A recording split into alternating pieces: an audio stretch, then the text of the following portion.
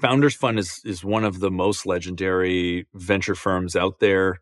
It's a path that I think is exciting for a lot of operators. Why leave venture and come back to operating? Yeah, just to reinforce what you said, the Founders Fund is the best. And my experience there was exceptional. The people that I was able to surround myself with were the best at their craft in the world, and nothing but just incredibly positive things to say about my experience there.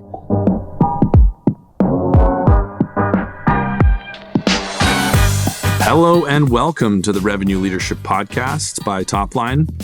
I'm your host, Kyle Norton, CRO at owner.com. And every Wednesday, we dive deep into the strategies and tactics being used to drive success by the best revenue leaders in the world. So join me as I sit down with revenue operators to discuss actionable frameworks that you can implement in your business today with no fluff, no sales pitches, and no platitudes. But first, a word from our sponsors.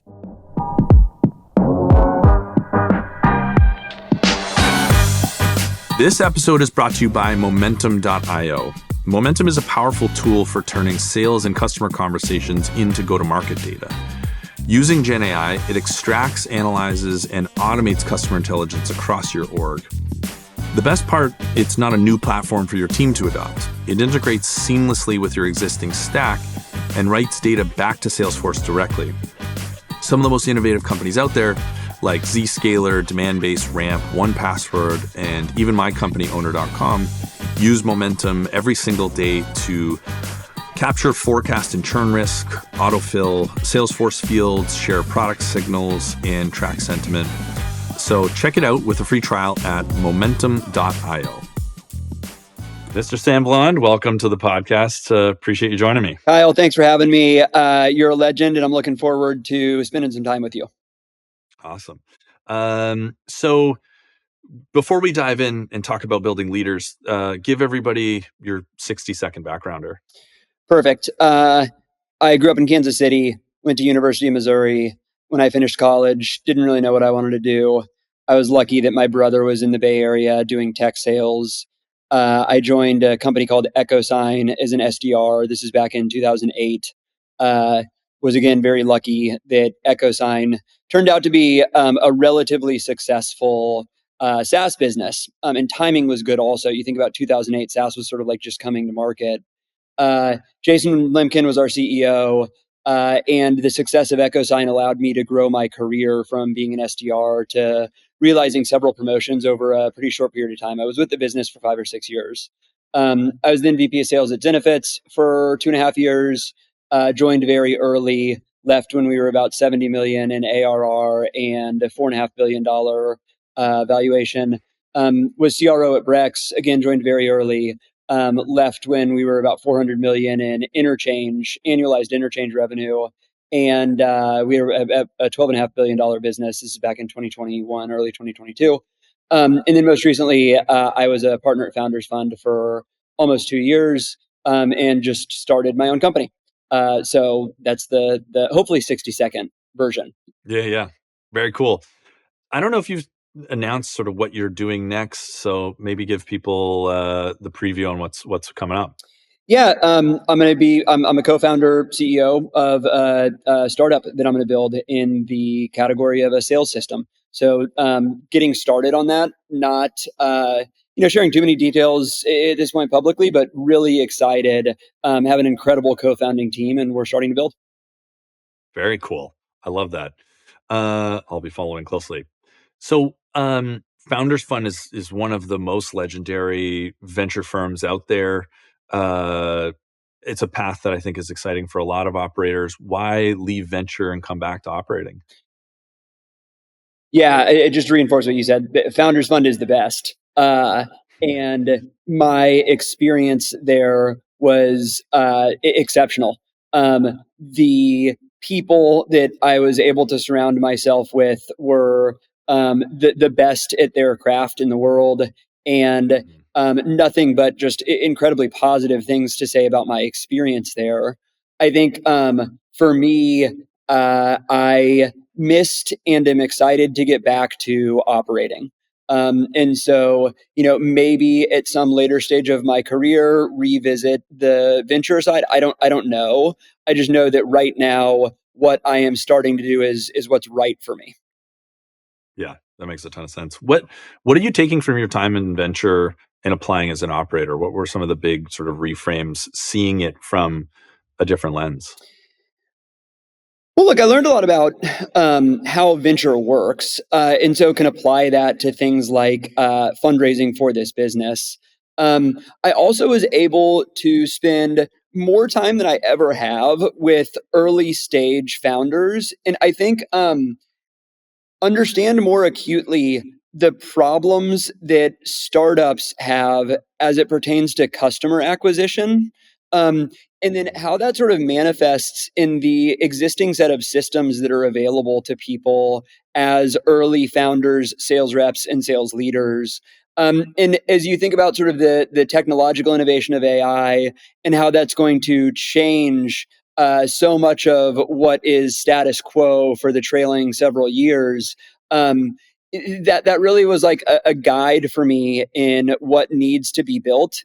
And I think the experience of talking with so many early stage founders specifically about go to market, which is what so many people would reach out around because that's my background, it gave me just like a much greater understanding of the thing that I am now building. And so that is a huge learning and takeaway. And, I'm fortunate to have had that experience. Very cool. Um, So today we're going to avoid a lot of your greatest hits, of which there are a lot. And I would encourage everybody to watch or listen to Sam Saster talk from last year, Saster Europa talk, very different topics, but tons to learn. What I want to do is focus narrowly in on leadership and leadership development. I always knew you had a impressive alumni tree. You just sort of see them all over. They're speaking at places.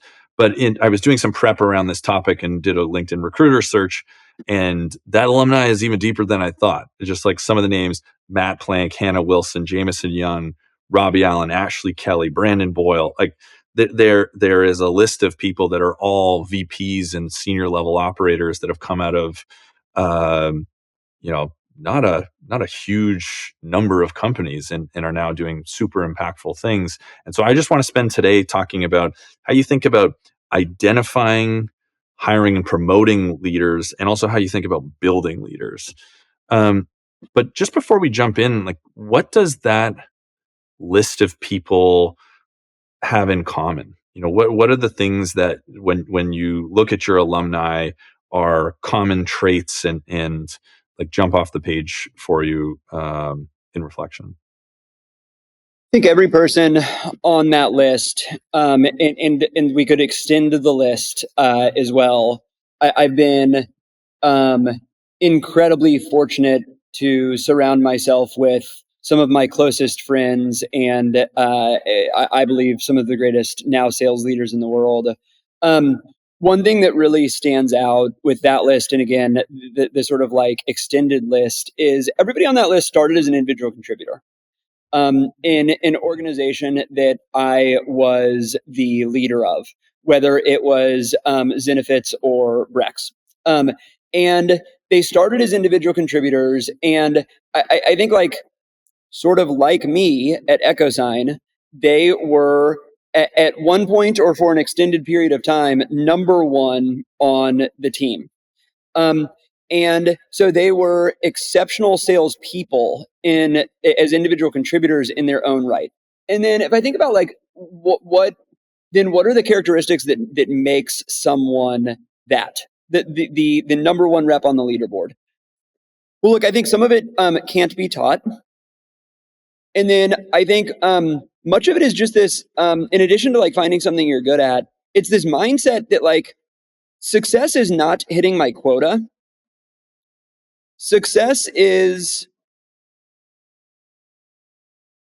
never being satisfied and being number one on the team. And if I were number two on the team and at 200% of my quota, but the number one rep on the team was at 350% of my quota, I was not celebrating. I was in a way like, let's just call it motivated, to understand what that person was doing differently and definitionally better than me, and use that to drive myself to do whatever it takes to finish number one. And I think 90x% of salespeople are satisfied with being above average and hitting quota. And that doesn't get you to the level of the sales leaders that you just cited. So, I think about like sort of objectively, everyone on that list was number one on their team as individual contributor sales reps. Subjectively, why were they there? Is something I just talked about. And then the next thing that comes to mind, which I think there are two qualities that are particularly important for sales leaders that are oftentimes come along with the top sales reps, but not in 100% of cases. And those things are a positive attitude and a just intense work ethic. And I think the reason that those things are particularly important for sales leaders to possess is because the people that are on your team, the people that are looking up to you as a sales leader, they are going to emulate those things. And so if you are at the top of the leaderboard, but you have a reputation of being negative, complaining, anything that comes with sort of like a bad attitude, you're not going to be a leader. And the same thing is true where you can be an exceptional sales rep because of the sort of natural talent that you have. And you can decide that you are okay with being towards the top of the leaderboard, but not busting your ass. And in an organization where I am the leader, that's actually okay. Like if you are towards the top of the leaderboard and you want to play golf on Friday afternoons, I don't care. But you're not going to be a leader on the team because the leaders need to be the ones that are early in the office, last ones out, and setting the tone for what sort of like positive attitude and hardcore work ethic look like. Mm-hmm. Which is now a controversial opinion in the tech world, that hard work matters and we should be working hard. But we don't need to go down that rabbit hole. I don't think it's that controversial. We can spend time there or not. Whatever you think is best. No. Startups are really hard, man. Like if you don't want to prioritize work and expect to work long hours, startups probably aren't for you. Now, I think like the caveat to that is that people work differently. I can think of specifics and I won't name names, but some of the hardest working people I have ever worked with have several kids at home. And they picked up their kids from school. They had dinner with their kids, but they were online for many, many hours around those sort of events. And so it's not that everybody has to work the same way, but nobody that is progressing their career and standing out in a startup and getting into strategic leadership positions is doing so while not working hard. For sure. I have a saying, you can't expect extraordinary career outcomes without extraordinary effort. It's simple. Okay. And so going back to these leaders, so what's the blend between, so they were clearly talented, they were in the right places, like to have that career velocity, you need to be in a winning company that's growing where roles are there. There's something about learning the brand momentum. Like I came out of Sam Blond's org. People are going to go, okay, that person knows what good looks like. And what do you think the balance of those things is? Like what's the most helpful for somebody? If I'm thinking about, I want to be a leader, I want that. How do I make the decision between jumping in and taking any startup VP sales role versus hunting somewhere with a great leader with like brand trajectory Totally. and the career momentum? It's a thoughtful question. And I am biased by both my own experiences and then the experiences of those that you cited. The folks that are my close friends and the people that have gone on to do really incredible things as sales leaders. And again, this isn't universally true, but my bias here is that as an individual contributor, where you come from is largely irrelevant. In fact, there are arguments to be made that if you worked in an environment and you were the number one sales rep at a product that, or at a company that didn't realize incredible success, you like figured out how to make it work with an inferior product. And so like oftentimes as individual contributors, those can be more interesting hires than somebody who was at one of, these incredible logo businesses. My experience with leaders is that I do solve for someone who has seen what great looks like. And I was fortunate at EchoSign to have seen what I believe is what great looks like. And if we think about Matt Plank, who's the CRO at Rippling, he was really strategic with me at Zenefits. He was with me at EchoSign. I brought him over as an individual, and the same with Jameson Young, who was the sales leader at Gong. They were my first two hires at Zenefits. And I think that what we accomplished. The first two. They were the first two hires. Yep. What a duo. And Jameson. And interestingly, this is a bit of a tangent. They were two of my close personal friends before I hired either of them at first EchoSign and then Zenefits. And so N of two, but there are actually other examples. I like hiring friends has worked well for me as long as I think the friend is going to just absolutely crush it. And I saw something in both Jameson and Matt Blank that I would be silly not to have hired them, and I'm grateful that I did. I think back to the original point, which is, and I am biased here, I think it is harder for a sales leader to implement great when they have never seen what great looks like. And so, if you see somebody who is like a sales manager at a company that sort of struggled and they got promoted to a sales manager, I think their probability of success is lower than someone who grew their career quickly in an environment of success. And at least with the group of leaders that you referenced at the top of the show, that has been true. And I am sure there are outlier exceptions, but I'm an example of what I'm describing, and I think everybody else on that list is also examples. And so, at some point, I will hire a VP of Sales CRO for the business that I am building, and they will fit that criteria. And so then maybe back to the original point, if you're trying to take away learnings as an individual contributor listening to the show, I want to be a CRO. I would be biased towards surrounding yourself with exceptional salespeople and an exceptional sales leader in a company that is growing very quickly.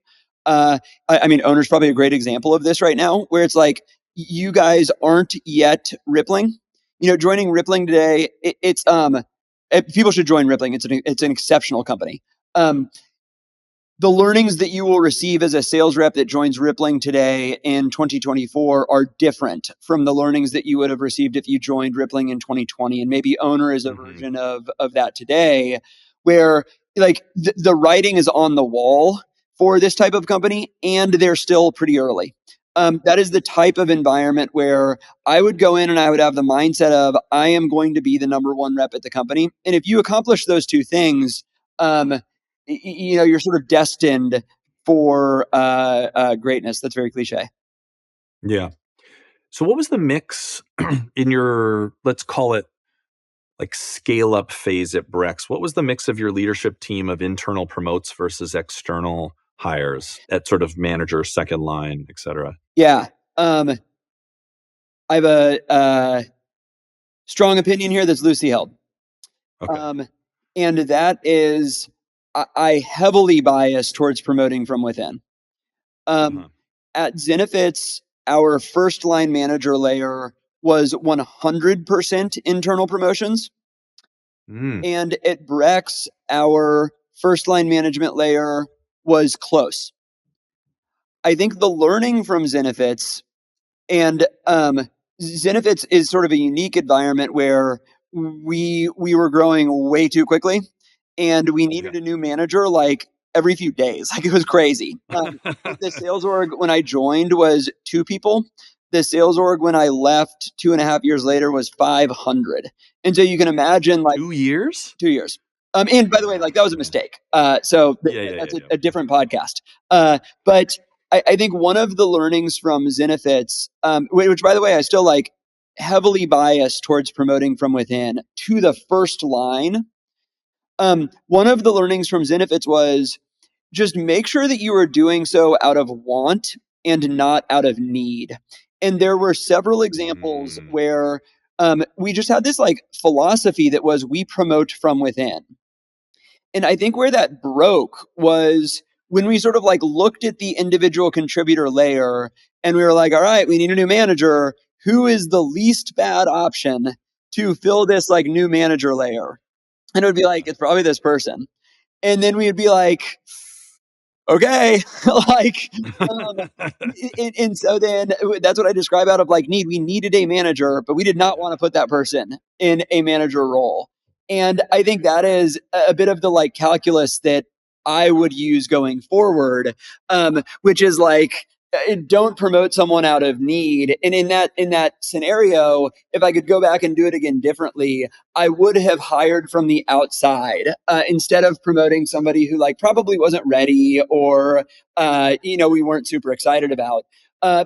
What I think changes is as you get into larger organizations that you're probably experiencing today at Owner, where you need a little bit more layering. So second and ultimately like third line leadership. I think introducing outside leaders at those levels, as you bring in directors, VPs, it isn't a one size fits all there where like you promote from within. There will be some promotion from within for like the true rock stars. Plank and Jameson are actually good examples of that. They became directors at Zenefits. But then I think at the sort of like, VP level, introducing some experienced leadership there it really pays dividends for an organization that is probably light on leadership experience. Yeah, we're definitely in a similar space. I just hired a VP of sales a couple months ago that was external and like significantly levels up our leadership capacity to do projects, to coach, to know answers. But then we've promoted a decent amount from within to first line. But a thing we have at the end of every um, interview questionnaire in our ATS is heck yeah or no. And so it's similar. Like, is that internal promote a heck yeah? Like I just promoted one of our reps. She was a BDR, then an AE, and we just made her a BDR manager. She was a heck yeah. We're like, oh, slam dunk. Like, I'm so excited to get her into this role. Versus if it was like, oh, I don't know, maybe they can do it, maybe not. Then we'll go external. I think that's a great way to look at it. And the like, I like that only true rock stars for second line as an internal promote. That's a good bar for it.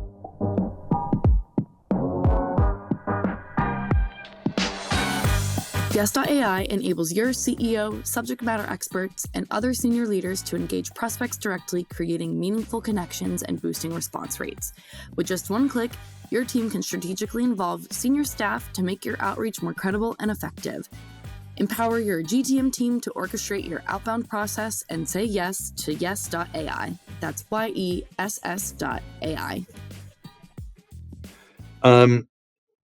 And so going back a step, what have you done to nurture people to get them ready? Like there's some talent. There's obviously a lot of talent there, but you must have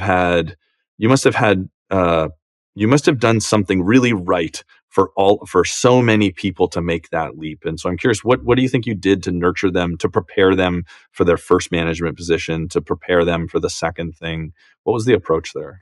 Yeah, so what comes to mind is like this is a little bit personal to me as a sales leader, and it's not necessarily sort of like what what I would even try and emulate or prescribe to other. In fact, there's like a deficiency maybe let's describe it as a weakness that I will point out. But there are a couple things that I'm good at, and then something that I combination of just like haven't focused on and maybe I'm less good at. And again, this is like quite personal, so it's not necessarily something if you're a sales leader listening in that you should try and emulate. I think I'm good at recruiting. And so, I talked about the first two sales reps that I hired at Zenefits were Jameson and Plank, like CROs of Gong and Rippling today. And then there was a bunch of others. Like I and the same at Brex, just like exceptional team at Brex. I'm incredibly fortunate to have been able to work with people that I learn from and that are better than me in a lot of ways. So I'm good at recruiting, and then I'm good at, I think, creating a hyper competitive system where people are competing with, I'm biased, but I would describe as the best salespeople in tech. And so hopefully people are motivated. Hopefully people are making money. Hopefully people are successful and winning. And when you sort of like rise to the top in that type of system that I believe that I'm good at creating, it means that you are special. Because I have recruited a group of people who are really exceptional, and I've created a system that is hard to compete in because of, I think, both the quality of the people and also the level of expectations that I have. Now, where I'm like a little bit deficient, and maybe am certainly less deliberate about, is this like leadership coaching. And I think that I can think of specific examples where even people on this list have come to me sort of asking for like, what like leader, how can I be a better leader? What reading materials should I read? What like podcast should I listen to? Like those sorts of things. And I'm kind of like, look, I'm again biased by my own experience here, which is like I learn by doing. And I think most of the people, and it'd actually be an interesting question to ask some of the folks on that list, but I think that most of the people on that list are in the seat that they're in largely because they took accountability and made it a priority to become exceptional leaders versus sort of like got incredible advice from me. Now, like maybe they watched some of the things that I was doing and took the things that they liked and were able to emulate some of those things. And then I probably screwed up a bunch of stuff too. And so they like, threw out the things that I did less well and tried to improve upon those things themselves. But, that those are the things that come to mind. There's massive talent density. That seems to be like the big theme here. That's the hope. Again,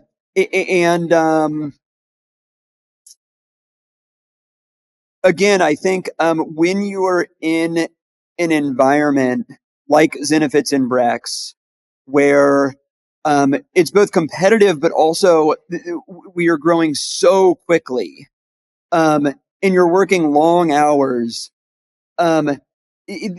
just like on the job learning that organically happens, I think is pretty unique compared to most startup environments that oftentimes grow more slowly and are more stagnant. And so if you can get in one of those environments where, again, like you're early enough that you're going to experience the sort of like rapid headcount and revenue growth, but it's also like this one's pretty hot.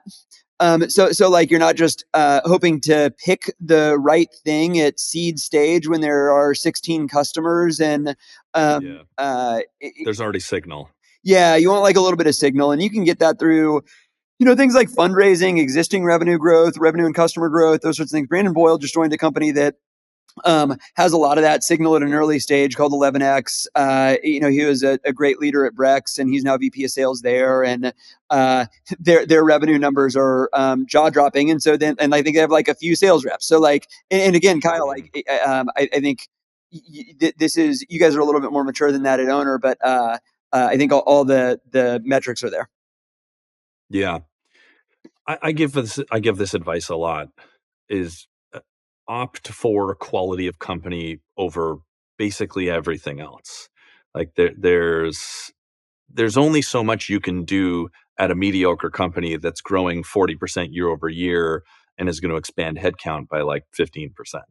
Like no matter how great you are, you're not going to go from rep to manager to director in 3 years, because they won't have a director in 3 years. Like it's still going to be one VP of sales and 8 reps. And so I'm often pushing people to take a role somewhere that at least has the chance. Like it's not guaranteed. You have to compete, and you're dealing with a very high standard. But at least if you are successful and stand out and have great character and mindset and habits, the opportunity is presented to you that you could go IC manager, director. You just, there's no path to it at a mediocre company, especially in today's environment where there's a flight to quality and venture, and no one wants to fund the middle. It's even if you've been a rep for 18 months, if you could go be a senior BDR at a super hot startup that's growing really fast, that to me is the right path. Yeah, again, if I think back to the earlier years of my career, now I sound like an old man. I hope that I'm not. I guess I'm getting there. So think back to the early years of my career, which now unfortunately was quite a long time ago. At EchoSign, there are two things that I think led to my being a candidate to be the VP of sales at Zenefits. That when I joined, Parker Conrad was the CEO, now the CEO at Rippling, like exceptional founder, the best. Mm-hmm. And we as I joined, we were raising our A from Andreessen Horowitz. It was like the hottest Series A of the decade. And so my point in saying that is like, I was incredibly fortunate to qualify and have that qualify for and have that opportunity that I did. The reasons, there are two. One is something that I controlled. I was pretty good. I was pretty good at sales. I was the number one rep on the team. I was a great manager. I was a great director. Something that was outside of my control is EchoSign's growth. The environment that I fortunately found myself in enabled my career to be able to grow quickly. There were manager roles that became available. There were director roles that became available. And that was because the business was doing well. And so both of those things really need to exist. I think if you want to meet the criteria for what I would sort of solve for in a profile for who's going to be the next Matt Plank as CRO at Rippling, that probably joins as like a VP of sales at the hottest Series A-ish company. Mm-hmm. Yeah, makes sense. And so what was your framework for identifying and selecting leaders? So, and like, especially at the second line, at director, what were you looking for internally and externally to know if that was a person that you were going to put in that seat? Yeah, well, I think this is sort of like two things come to mind here as we're talking about just sales leadership as a whole. The first one is, we talk about leaders scaling. And I think there is a reputation or a sort of playbook that the person that you hire to get you from 1 to 10 million in ARR, or just in the abstract 1 to 10, is different from the person to take you from 10 to 100. And I think the biggest indicator of that, and when there are signs that this person probably needs to be topped effectively, is one's ability to hire people that are both more senior and better than them at the respective role that they will be joining in. In the examples here, there are two big ones that come to mind. One is RevOps. So you're at like 10 million in ARR. You want to get to 20 plus this year. Like I'm just an example in the abstract. For the first time, you're probably hiring like a pretty senior RevOps leader. You've maybe got 15, 20 sales reps. You're doubling. You're going to be a 50 person sales rep team by the end of next year. You really need a strong RevOps counterpart. And look, like regardless of the leveling, this is somebody with a lot of experience, probably more experience than you as a sales leader, certainly more experience than I had at Zenefits, and even at Brex when we brought in Trishma. And I think like if you can't hire somebody that their resume is like, holy shit, like that person is better than me, more senior than me, smarter than me, however you want to like frame this thing, then it's going to be really difficult for you to continue scaling. So I think like that is one example. The other example, and again, Zenefits was a little bit unique in how fast we were growing, but the VPs of sales, so like the sales leaders that either ran a segment or ran an office. We opened up offices in lower cost areas like Phoenix. They had far more experience than me. And we hired somebody to run something that we called, let's just say we were hiring somebody to run like enterprise. And my experience is more sort of like transactional and mid-market. So if you think about somebody that's selling to 5,000 plus employee companies, I've done that as an IC. It's been less so of what I've focused on as a leader. I've got to be able to hire somebody that is better at selling and leading enterprise sales organizations than I am. And so then, all back to like the primary point here around leadership scaling, where if you want to be the indefinite leader, I think a great signal for that is your ability to hire people that are more experienced and better than you at their respective functions, which a lot of people aren't. And the second thing that comes to mind, which was more pointed in your question around like how then, what are the things that you solve for? Couple things come to mind. I am a big proponent of placing a lot of influence on how candidates are sourced. And if I were to do something like, I just mentioned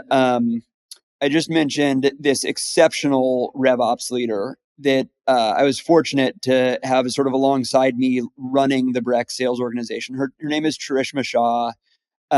She's now COO at the Cole Group. And Trishma, we had a COO at Brex at the time named PH. He came from Google. And PH was like, look, this person is the best RevOps leader at all of Google.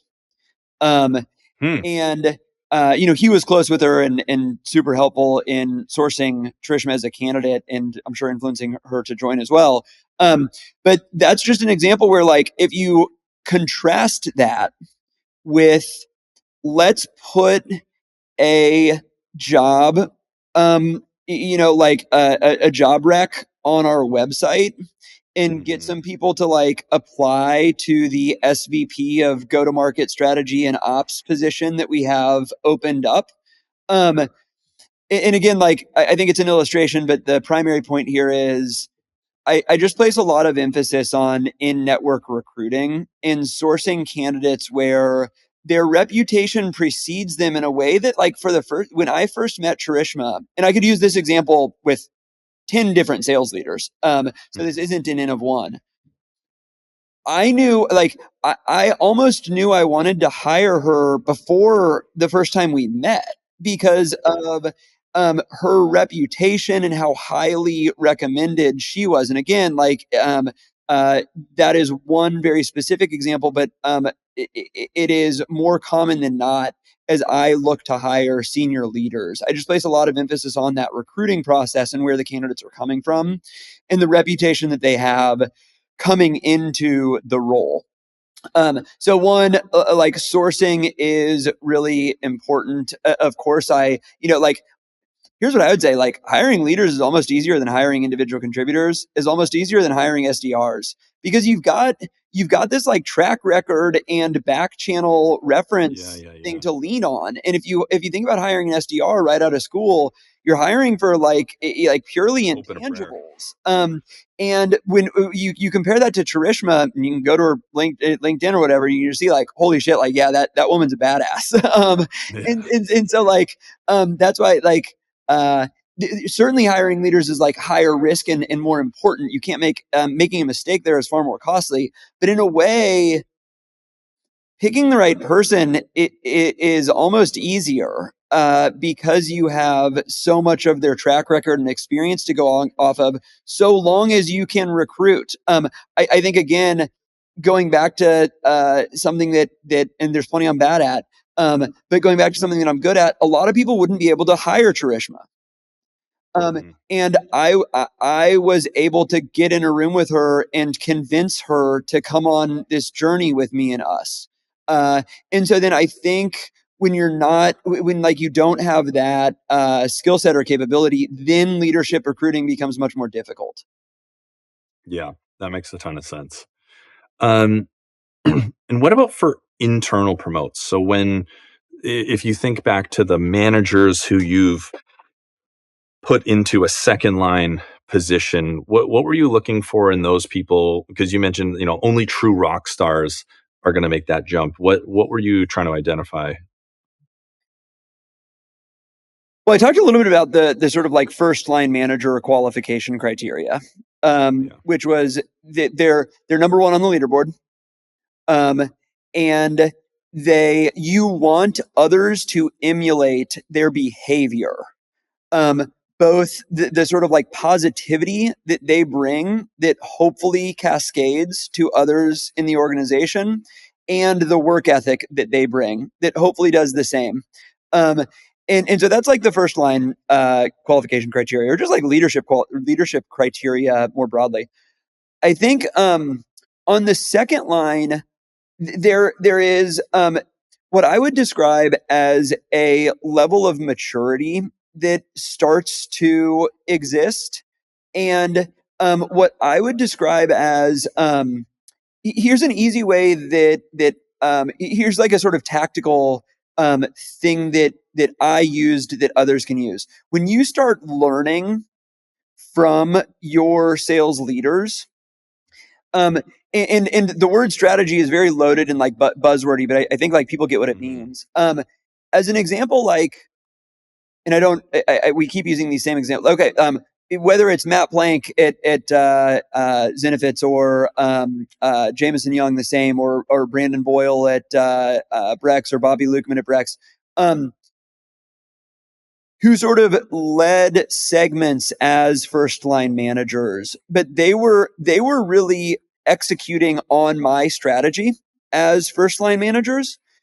When they started coming to me with, again, it's loaded and I hate using it, but when they started coming to me with like strategic decisions on how we should be running the organization, the segment that they were leading, and they would be they would be things that I hadn't thought of, and they would be right. That's, I Mhm. think, like when they exhibited the level of maturity that like I can sort of trust this person to make decisions on my behalf.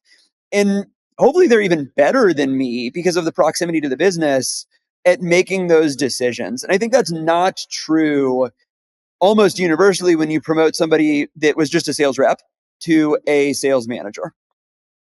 Yeah. One of my favorite things is being proven wrong, because you get to learn something new. I love the novelty of being like, oh wow, that worked.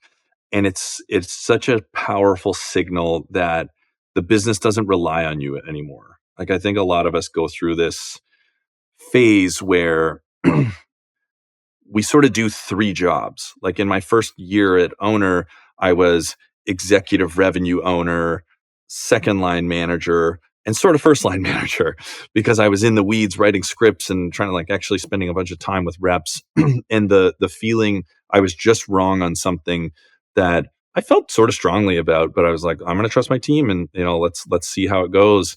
And they were right, and it was just like, oh, that's an amazing feeling, because it lets you know that this group can now do things with autonomy without your input and get to the right answer. It is such an empowering feeling, as long as you can let go. I think this concept applies to two things that we've touched on that are sort of related. One is like, you talked about the topic we were on was, first line manager to second line manager. How do you know that like somebody's really exceptional? It's like, look, I start learning a lot about my own business through them. And they are coming to me with things that we should do differently. We do those things and they're right. They have, positive impact on growth.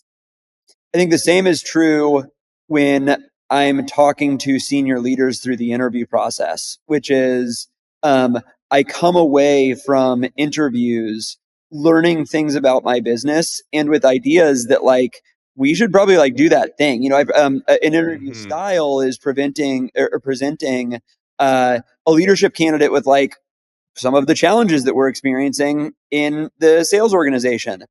And like, what would you do? How would you address this challenge? And oftentimes it's like, look, I actually like don't know what to do.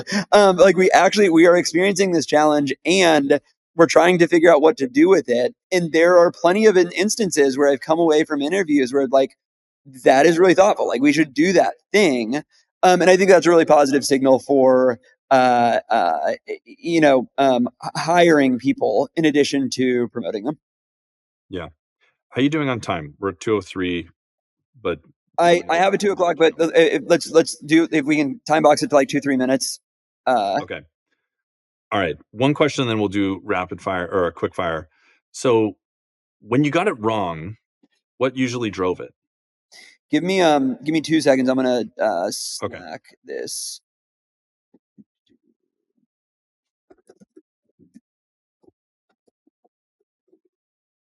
I should have prompted the time check a couple minutes ago. It's my fault because I had to get pretty for the call. Do you want to re-ask the question? Yeah. And then cool.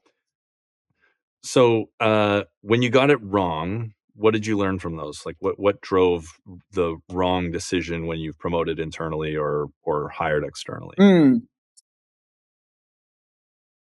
Well, the first thing that comes to mind on the promoted internally, we talked about a little bit before, which is this like concept of need versus want. And look, I would say that on it, said differently, I don't know that there is an example where a person has met the criteria that I described, which is they are number one on the team, they have a really positive attitude, and they work their ass off.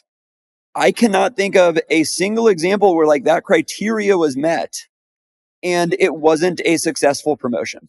So I think like, where I have gone wrong is where that criteria hasn't been met.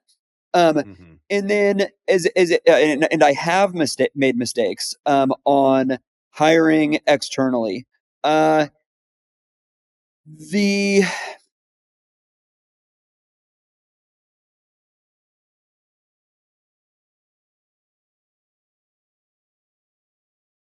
Of course, cut out this long pause. Yeah, of course. Bear with me just a second. As you can see, I'm sort of like reflecting in real time, but want to come away with something tactical here.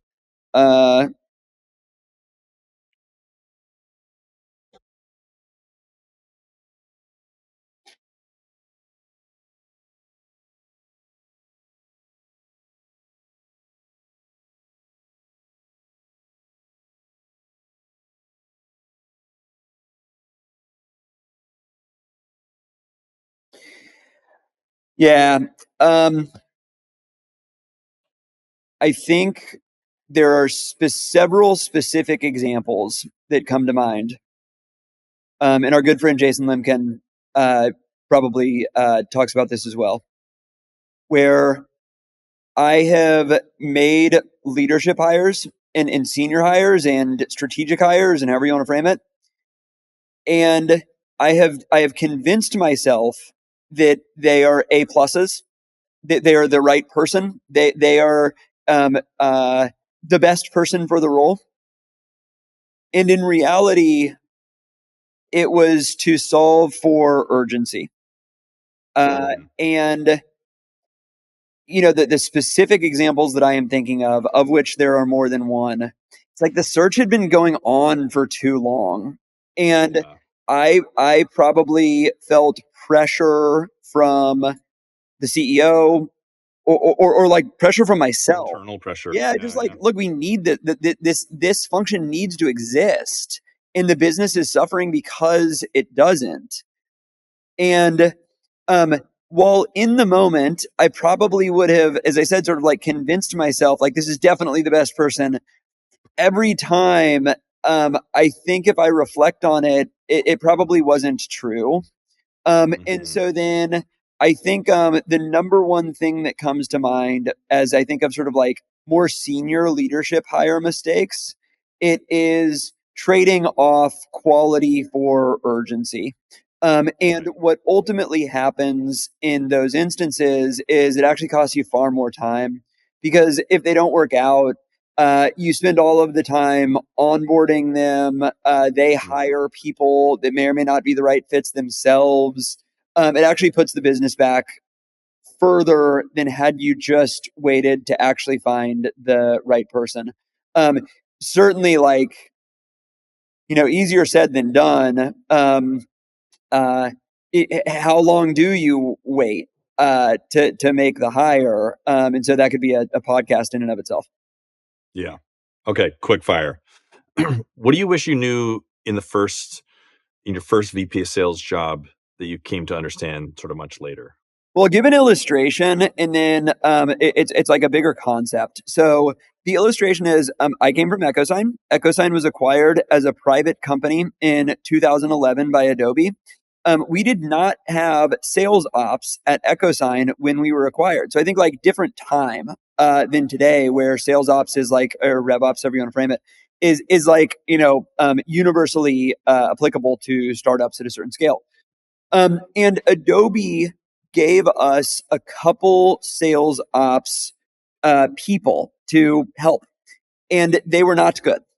And I think because of that, I had this like hugely negative association with sales ops. And they really screwed stuff up. Like there were periods of times where leads weren't being routed to reps, and everybody was like scratching their heads, like, how did leads go down 50%? It's because the sales ops person like put in a new qualification in a system that like routed leads to like a dummy invite. It was crazy. So my experience was like very negative. And then I got to Zenefits, and everybody that I talked to when we were like 10 reps, 15 reps, 20 reps, they were like, you got to get sales ops. Like, you don't have anybody that's like dedicated to systems and process and like helping you on the analytical side and like all this. And I was like, no, trust me, I've seen sales ops and we don't want that. And I was obviously wrong. We eventually got there.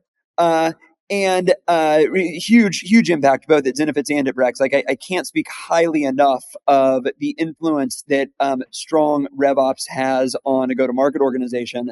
But I think the meta point is that I was sort of like, I had this experience at EchoSign that guided a stubbornness or decisioning at Zenefits ultimately that was like wrong. And I should have been more open to considering alternatives and not being sort of like so set in the way of things that I had seen work versus not work. And so that's probably like the bigger point. I wish I was just like sort of I was probably quite rigid in my thinking and felt like I knew what I was doing and everything that I was doing was right and those sorts of things. And I should have been more open to considering alternatives and doing things differently. Cool. Last question. What's the most common advice you give to new leaders and mentees? Some of it's situational, right? But I think maybe we'll go back to something that has helped me in my career, which is you say like new leaders. Here's this thing that I observe. Oftentimes, I will see somebody be promoted to a manager or be promoted to a director, and the like reaction is sort of like an "I've made it." Like there's this thing that I've like really been working hard for the last 36 months at this company. And like, I've finally reached the mountaintop of being a sales manager. And my advice to those people is like, this is just the beginning. And, the like second that you are satisfied with your accomplishments or where you are is the second that your growth will be stunted.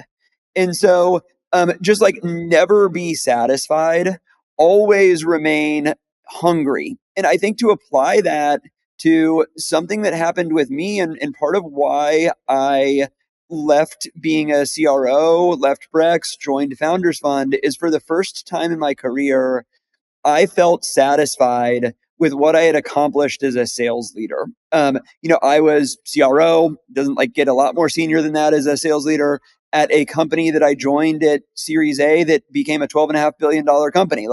That's like a pretty good, it's going to be hard to emulate that as a sales leader. And so for the first time ever, I was sort of like, all right, like I feel like I've kind of done it. And so I knew that I needed a new challenge, and part of that was what drove me to do something different. But I didn't reach that point of satisfaction until like much later in my career, and until I had sort of achieved what I described in that CRO role. And now I'm sort of back to like, actually, there's something much bigger than being a CRO at that role. Like you should be a founder and CEO. And so that is the sort of like new motivation for me. And I think if you have that mindset at every step of your career, which is like, this is just the beginning. I am not satisfied. I'm going to do like whatever it takes to get to the next level, and then ultimately what I aspire to be as a leader and with my career. Awesome. This was great. I've got a whole whackload of notes.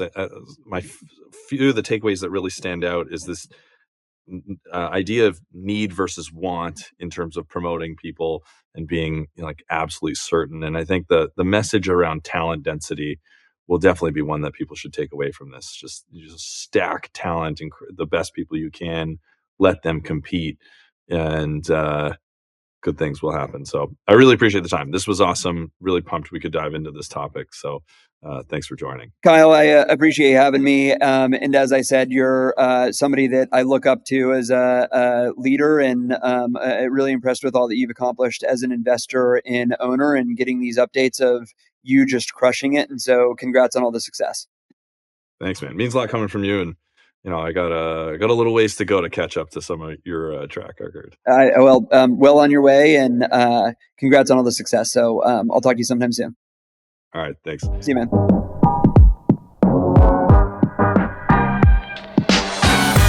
Thank you for listening to the Revenue Leadership Podcast. If you enjoyed it, don't forget to subscribe, and you can find a link in the show notes. And be sure to leave a 5-star review, share it with your network, and please join me next Wednesday for another great conversation.